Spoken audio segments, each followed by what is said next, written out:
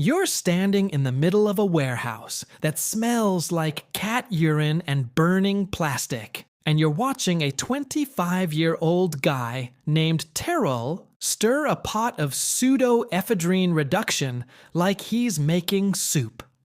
He's not making soup. He's cooking methamphetamine, and you taught him how.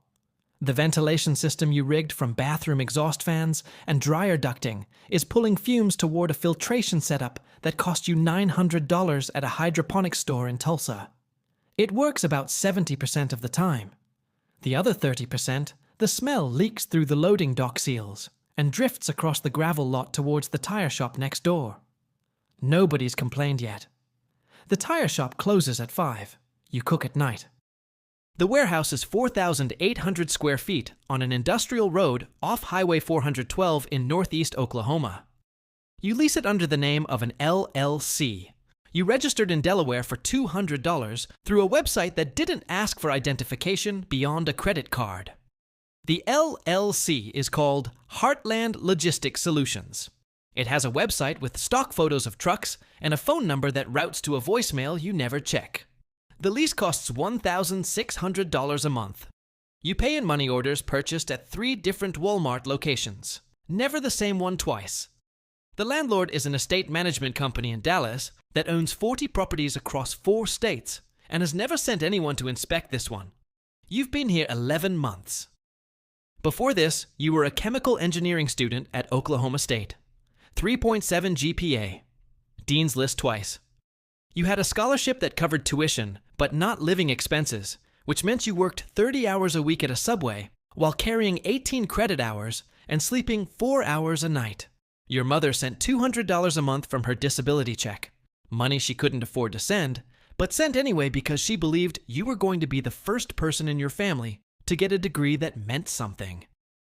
You were 22 and exhausted, and $34,000 in debt when your roommate Kyle showed you a YouTube video about methamphetamine synthesis.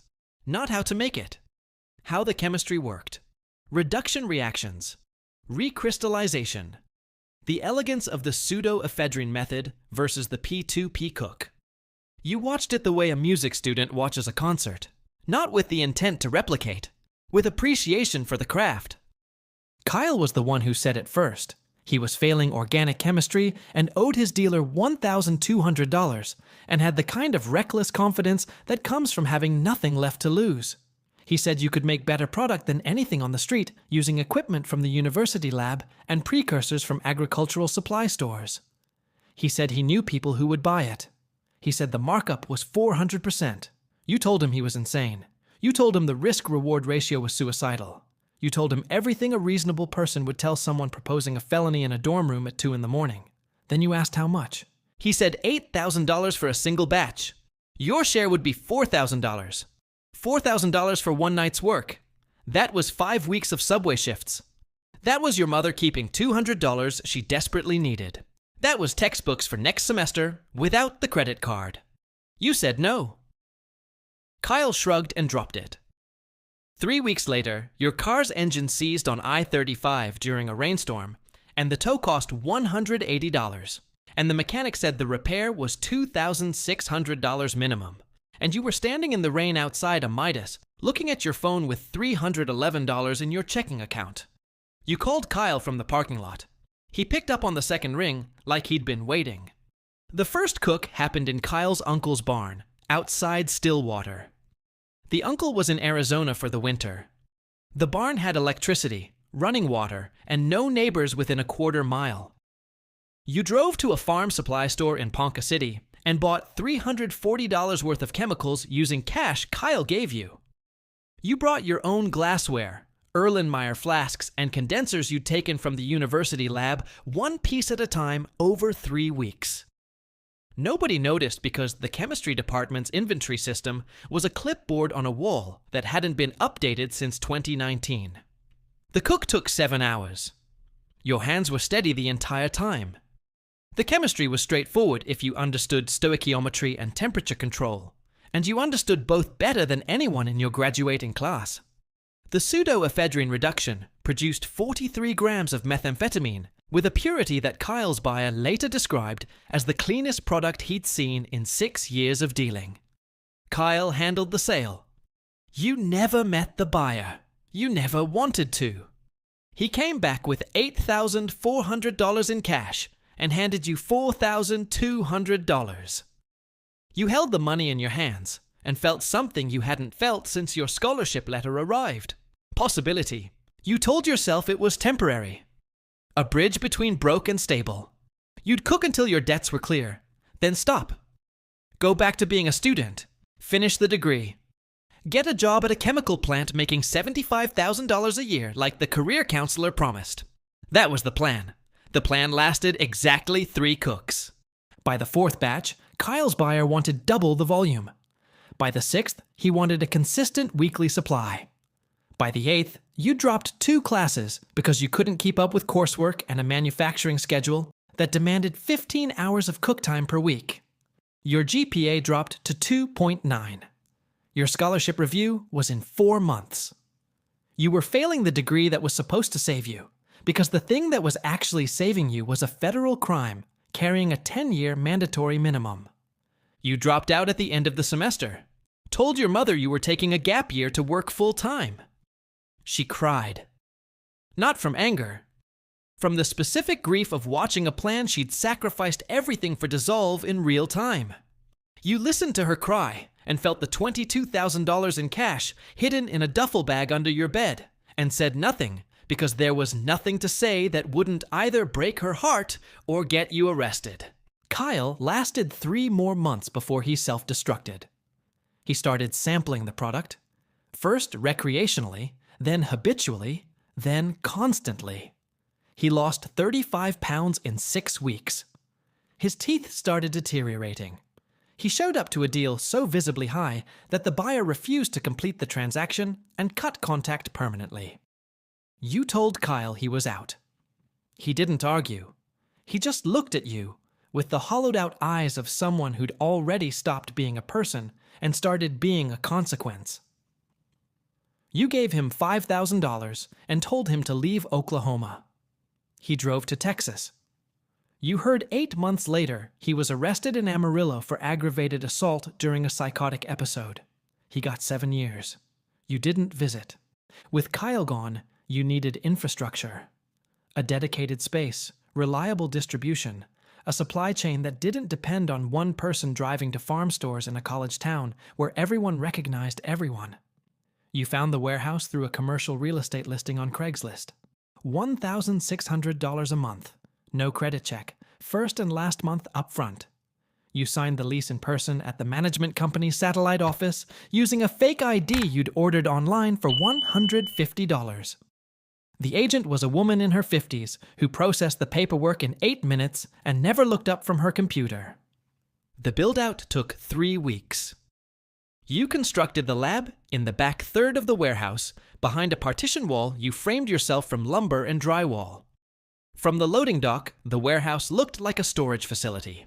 Boxes stacked on pallets, a forklift you bought for $800 at auction, shelving units from Home Depot. Normal, boring, the kind of space a landlord drives past and doesn't think about. Behind the partition was a functioning methamphetamine laboratory, with a reaction station, a filtration area, a drying rack, and a ventilation system that exhausted through a modified roof vent you installed at 3 in the morning wearing a headlamp. You hired Terrell first. He was Kyle's cousin's friend, 19, no record, smart enough to follow instructions, and desperate enough not to ask questions. You paid him $800 per cook to assist. He thought he was working for a larger organization. You let him believe that, because a kid who thinks he's part of something big is less likely to run his mouth than a kid who knows he's working for a 23-year-old dropout in a rented warehouse. Then you hired Deshaun, 24, former forklift operator, handled packaging and distribution. He had connections to 3 different crews operating between Tulsa and Oklahoma City. He moved product in compartments built into the floor panels of a 2011 Chevy Silverado that he'd modified himself. Deshaun was reliable, quiet, and understood that asking about the supply chain was above his pay grade. You paid him $1,500 per delivery, plus a percentage of any volume over 200 grams. Your output stabilized at 400 grams per cook, twice a week. 800 grams of methamphetamine every 7 days. Street value between $24,000 and $32,000, depending on market conditions and purity. Your production cost was approximately $3,200 per week, including precursors, utilities, lease, and labor. Your net profit averaged $22,000 weekly, $88,000 a month, over $1 million a year, manufactured in the back of a warehouse on an industrial road that smelled like tires and motor oil. You kept the money in cash. No bank accounts, no investments, no purchases that would trigger a suspicious activity report. You lived in the same one-bedroom apartment you'd rented as a student. You drove the same 2014 Nissan Altima with 140,000 miles. You ate at the same places, wore the same clothes. The only visible change was that you stopped looking tired. For the first time in years, you weren't working 2 jobs and carrying a course load that was killing you. You were working 1 job. It just happened to carry a sentence of 10 years to life. Your mother noticed you seemed better, calmer. She asked if the new job was treating you well. You told her you were doing consulting work for an agricultural company. She didn't ask for details because she was just relieved you sounded like yourself again. You sent her $500 a month.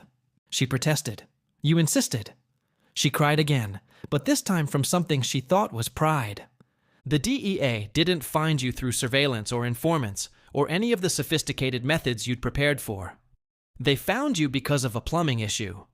7 months into your operation, the warehouse's main sewer line backed up. The landlord's management company dispatched a plumber without notifying you because your lease agreement gave them the right to conduct emergency maintenance. The plumber arrived on a Tuesday morning while you were at your apartment. Terrell was inside, cleaning equipment from the previous night's cook. He heard the knock, panicked, and did the worst possible thing. He opened the door. The plumber was a 52-year-old man named Gary, who'd been fixing pipes for 30 years and had never seen a methamphetamine lab. But he'd smelled one. His brother-in-law had cooked meth in a trailer in Muskogee in 2016, and the smell was unmistakable. Chemical, acrid, the kind of smell that attaches to your clothes and doesn't wash out. Gary saw the partition wall. He saw the glassware through the gap where the drywall didn't meet the ceiling. He saw Terrell's face, which was the face of a 19-year-old who'd just opened the door to the end of his life. Gary didn't say anything. He told Terrell the sewer line was an exterior issue, and he'd fix it from outside. He went to his van. He drove to the end of the road. He called 911. You found out because Terrell called you. His voice was shaking so badly you could barely understand him. He said a plumber came. He said he opened the door. He said the guy definitely saw something. You told Terrell to leave immediately. Take nothing. Walk out the back. Go home. Don't call anyone. Don't text anyone. You sat on the edge of your bed and did the math. If the plumber called the police, a patrol unit would respond first. They'd do a drive-by, maybe a knock. If they smelled anything or saw anything through the windows, they'd call for a warrant. The warrant would take anywhere from 2 to 6 hours depending on the judge. If the plumber didn't call, you had time to sanitize the lab and relocate. You drove to the warehouse. The parking lot was empty. No police cars, no unmarked vehicles. You went inside. The smell hit you immediately. Worse than usual because Terrell had been cleaning with acetone when the plumber arrived. You had 2 choices. Spend 4 hours dismantling the lab and removing every piece of evidence, or grab the cash and the product and leave everything else behind. You chose the cash and the product. $44,000 in bills from a safe bolted to the floor behind the partition. 600 grams of finished methamphetamine sealed in vacuum bags. You loaded everything into your trunk in 8 minutes. Then you wiped down surfaces you touched, which was pointless because your DNA was embedded in every surface of that warehouse after 11 months of daily presence. But panic doesn't consult logic. You were 3 miles from the warehouse when you saw the first patrol car heading in the opposite direction. Then a second. then an unmarked SUV with tinted windows and a government plate. Your hands tightened on the steering wheel. You drove the speed limit. You signaled every turn. You became the most law-abiding driver in Oklahoma for 40 minutes until you reached your apartment complex and parked in your assigned spot and sat in your car, listening to your own breathing. The raid happened 3 hours later. You watched it on the local news from your apartment. Aerial footage of the warehouse surrounded by patrol cars and DEA vehicles. Officers in tactical gear entering through the loading dock. The anchor called it a major methamphetamine manufacturing operation. Estimated street value in the millions. No arrests at the scene. Terrell was picked up at his mother's house that evening. He didn't last 20 minutes in interrogation before he gave your name, your address, your phone number, and a detailed description of every cook he'd assisted over the past 8 months.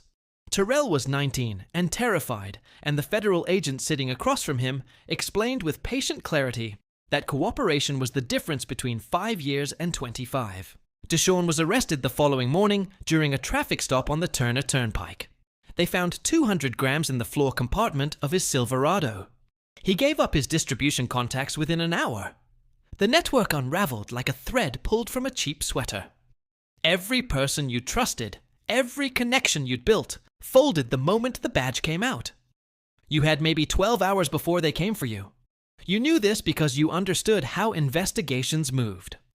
Terrell talks, agents verify, warrants get drafted. A judge signs off. The door comes down. 12 hours.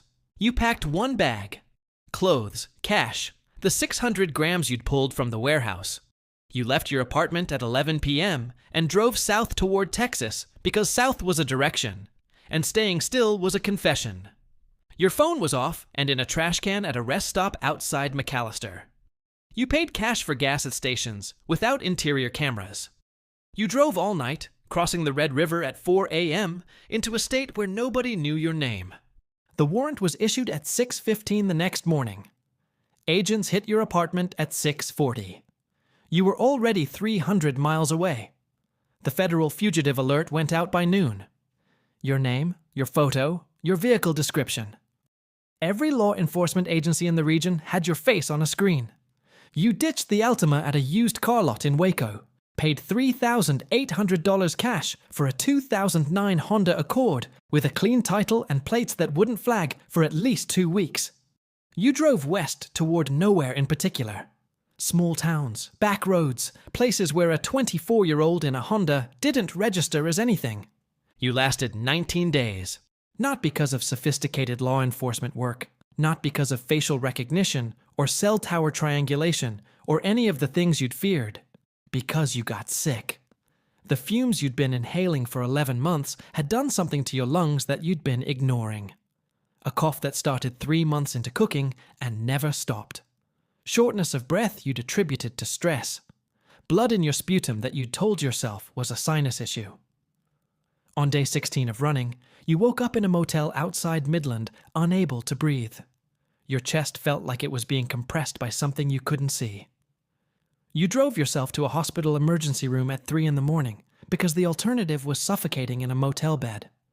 The ER doctor ordered a chest X-ray, then a CT scan. Then he came back with a face that told you everything before he spoke. Chemical pneumonitis. Damage to the alveolar tissue consistent with chronic exposure to volatile organic compounds. He asked what kind of work you did. You said agriculture. He didn't believe you. He admitted you for observation and started IV antibiotics and corticosteroids.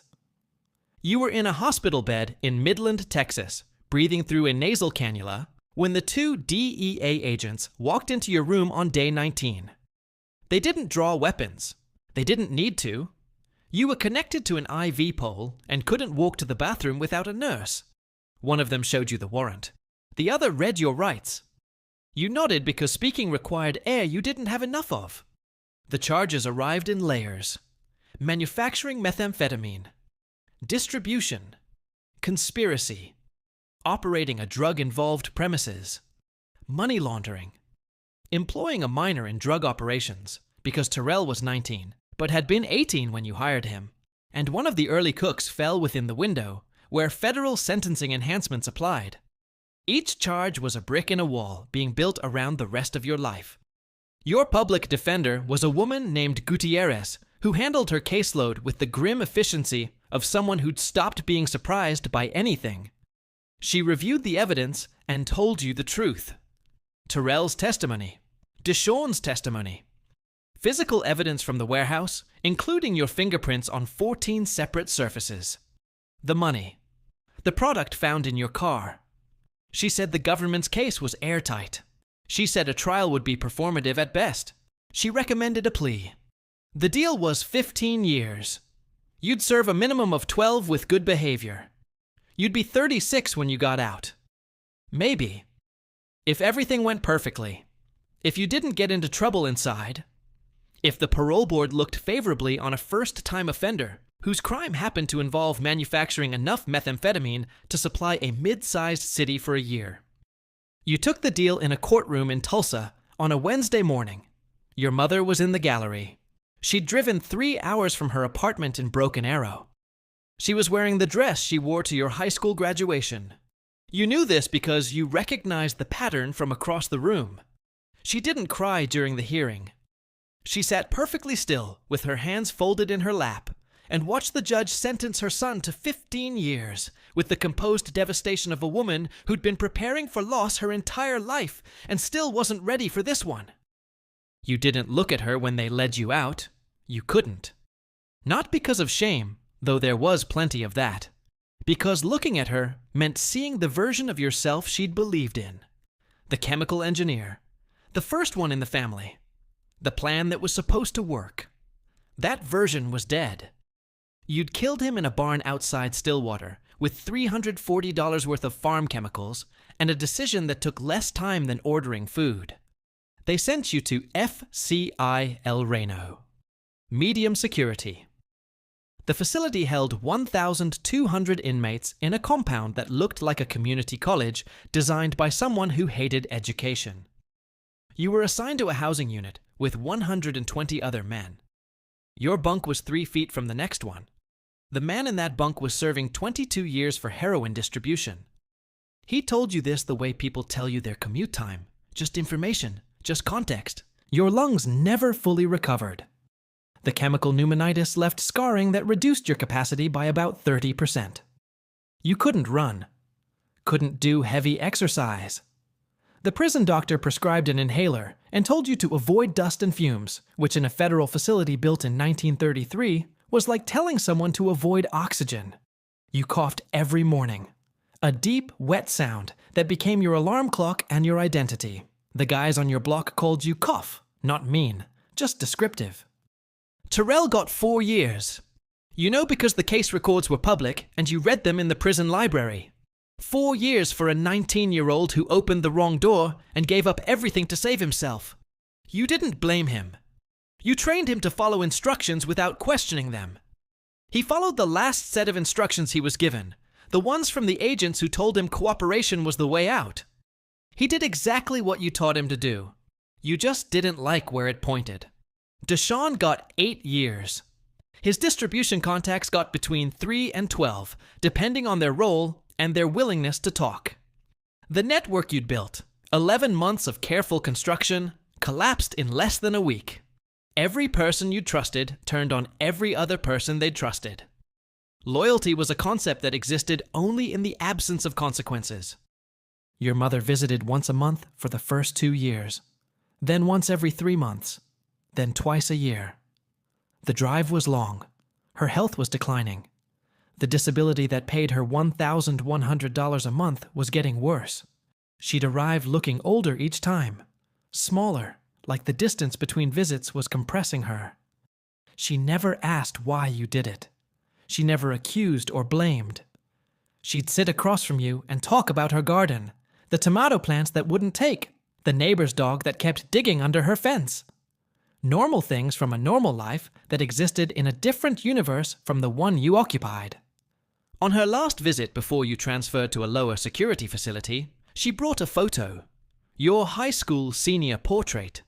She said she'd been carrying it in her wallet since the day it was taken. The edges were worn soft. Your face in the photo was 18 years old, full of the specific confidence that comes from not yet knowing what you're capable of. She didn't say why she brought it. She just held it up and looked at it. Then looked at you. Then put it back in her wallet. The comparison was the message. You served 11 years and 8 months. Good behavior. Program completion.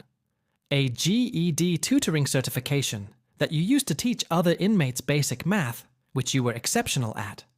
The parole board noted your educational contributions and your clean disciplinary record. They approved release on the first hearing. You walked out of a federal facility in Oklahoma at 35 years old with $1,200 in gate money and a bus ticket to Broken Arrow. Your mother was waiting in the parking lot.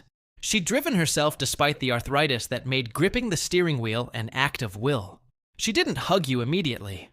She stood by the car and looked at you for a long time, studying your face like she was checking to see if the person she'd raised was still somewhere inside the person they'd released.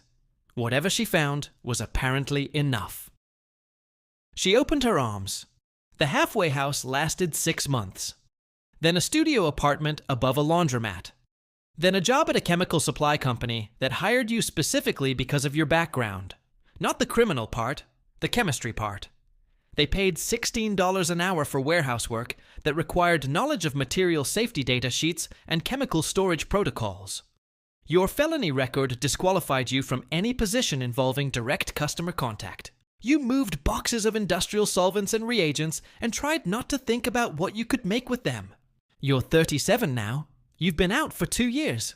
You work, you sleep, you visit your mother on Sundays. The cough is permanent. Your lungs will never be what they were. The inhaler sits on your nightstand next to a glass of water and an alarm clock that goes off at 5:30 every morning. You wake up. You breathe. Not well, but enough. You go to work. You come home. You don't cook. You don't sell. You don't calculate yields or purity percentages or profit margins, except sometimes, involuntarily, when you're stacking boxes of sodium hydroxide on a shelf and your brain runs the numbers before you can stop it. The chemistry doesn't leave. It just sits there, patient, waiting for the math to stop working again. Your mother never asked why, but you know she knows. Not the details, not the warehouse, or the cooks, or the 800 grams a week. Just the shape of it. The outline of a son who was supposed to be a chemical engineer and became a chemist of a different kind. She carries your senior portrait in her wallet next to your release paperwork.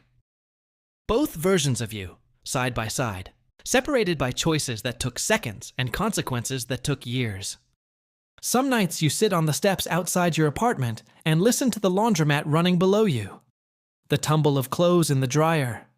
The hum of machines doing simple, repetitive, legal work. You think about the warehouse sometimes. The hum of the exhaust fans. The glow of the burner under the flask. The satisfaction of watching a reaction proceed exactly as the chemistry predicted. You were good at it. You were exceptional at it. And that's the thing nobody tells you about talent. It doesn't care what you use it for. It just wants to be used.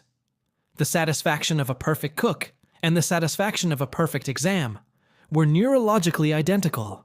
Your brain didn't know the difference. It just knew you were solving problems, and solving problems felt like being alive. You don't miss it. You miss what it replaced. The feeling of not being broke. The feeling of not being afraid of your own mailbox. The feeling of sending your mother money instead of taking it. Those feelings are gone now.